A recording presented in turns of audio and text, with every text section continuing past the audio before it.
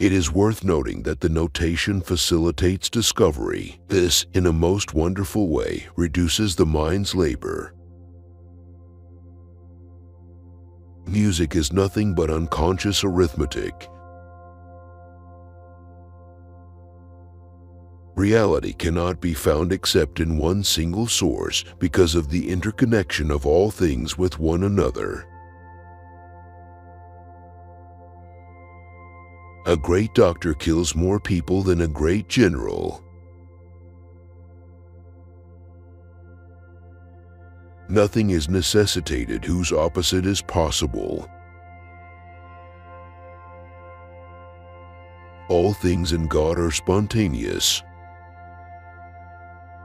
To love is to be delighted by the happiness of someone, or to experience pleasure upon the happiness of another. I define this as true love. Justice is charity in accordance with wisdom. The soul is the mirror of an indestructible universe, the monadology. There are also two kinds of truths, truth of reasoning and truths of fact. The present is big with the future might be read in the past, the distant is expressed in the near.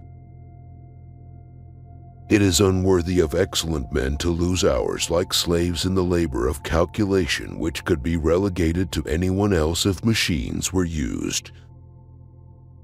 The greatness of a life can only be estimated by the multitude of its actions. We should not count the years, it is our actions which constitute our life. He who understands Archimedes and Apollonius will admire less the achievements of the foremost men of later times. The world is not a machine. Everything in it is force, life, thought.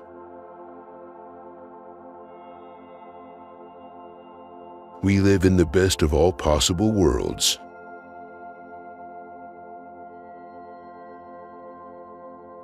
What is what must be. Everything that is possible demands to exist. Take what you need, do what you should, you will get what you want.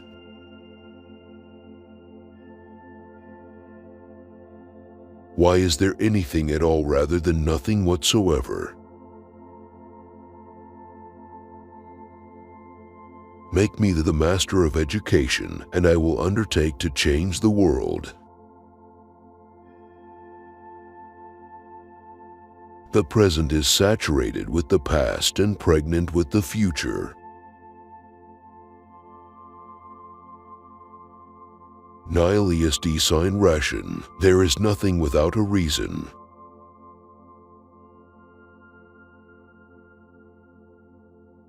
He who hasn't tasted bitter things hasn't earned sweet things.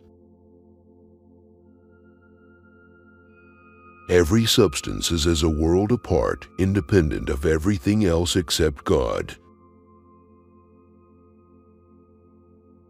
The art of discovering the causes of phenomena or true hypothesis is like the art of deciphering, in which an ingenious conjecture greatly shortens the road.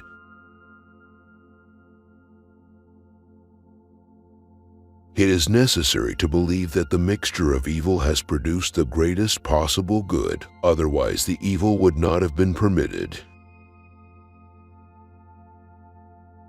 Now where there are no parts, there neither extension, nor shape, nor divisibility is possible, and these monads are the true atoms of nature and, in a word, the elements of things.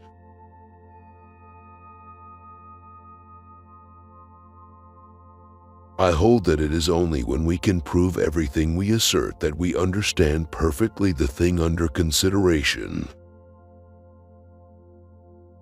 Natural religion itself seems to decay very much. Many will have human souls to be material, others make God himself a corporeal being.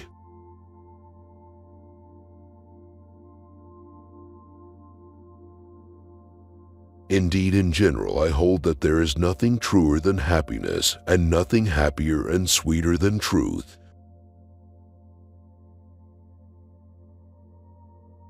Every present state of a simple substance is the natural consequence of its preceding state in such a way that its present is big with its future. I do not conceive of any reality at all as without genuine unity. Philosophy consists mostly of kicking up a lot of dust and then complaining that you can't see anything.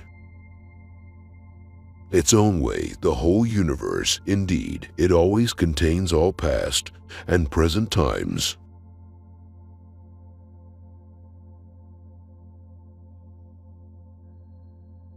God makes nothing without order, and everything that forms itself develops imperceptibly out of small parts. Every mind has a horizon in respect to its present intellectual capacity, but not in respect to its future intellectual capacity.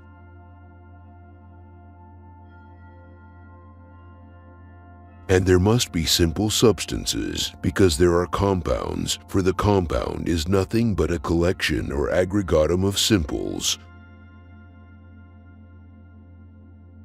We should like nature to go no further. We should like it to be finite, like our mind, but this is to ignore the greatness and majesty of the author of things.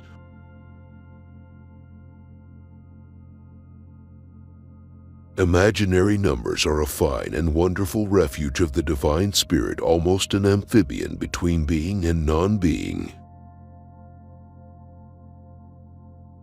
Taking mathematics from the beginning of the world to the time when Newton lived, what he had done was much the better half. There is nothing waste, nothing sterile, nothing dead in the universe, no chaos, no confusions, save in appearance. The words "here you can find perfect peace" can be written only over the gates of a cemetery.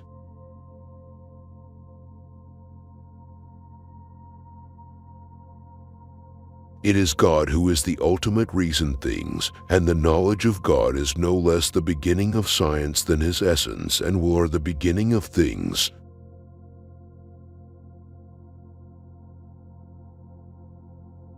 I hold that the mark of a genuine idea is that its possibility can be proved, either a priori by conceiving its cause or reason, or a posteriori when experience teaches us that it is in fact in nature.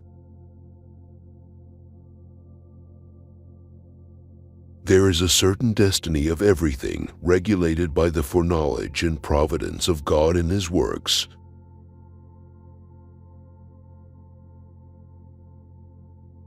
Nature does not make leaps. But in simple substances, the influence of one monad over another is ideal only.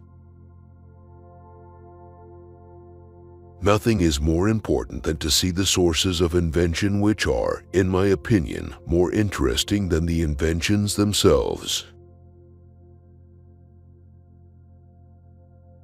It's easier to be original and foolish than original and wise. I have said more than once that I hold space to be something purely relative, as time an order of coexistences, as time is an order of successions. If you have a clear idea of a soul, you will have a clear idea of a form, for it is of the same genus, though a different species.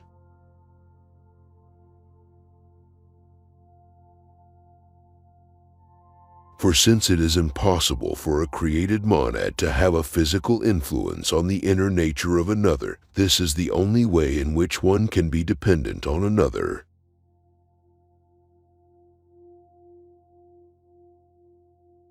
There is no way in which a simple substance could begin in the course of nature, since it cannot be formed by means of compounding.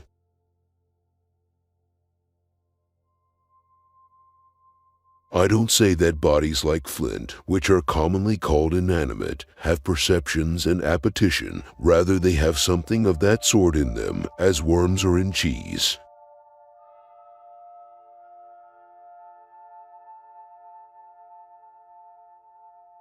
It is a good thing to proceed in order and to establish propositions. This is the way to gain ground and to progress with certainty.